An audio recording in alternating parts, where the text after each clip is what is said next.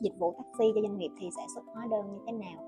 Chúng ta có quy định tại khoản A điểm 4 điều 9 của Nghị định 254 có quy định về việc là dịch vụ vận tải hành khách bằng taxi, xe hợp đồng, xe mô tô hai bánh mà có sử dụng phần mềm hỗ trợ kết nối vận tải, cung cấp dịch vụ cho khách hàng là doanh nghiệp, là tổ chức thì sẽ được xuất hóa đơn theo kỳ đối soát và chậm nhất không quá 7 ngày của tháng sau tháng phát sinh việc cung cấp dịch vụ.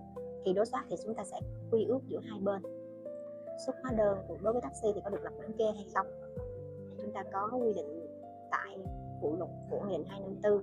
Các trường hợp được xuất bản kê sẽ bao gồm trường hợp quy định tại điểm A, điểm B, khoảng 4 điều 9 được lập hóa đơn kèm bản kê. Thì đối chiếu ở quy định tại điểm A khoảng 4 điều 9 chúng ta vừa nói ở trên thì dịch vụ taxi sẽ được xuất hóa đơn kèm bản kê.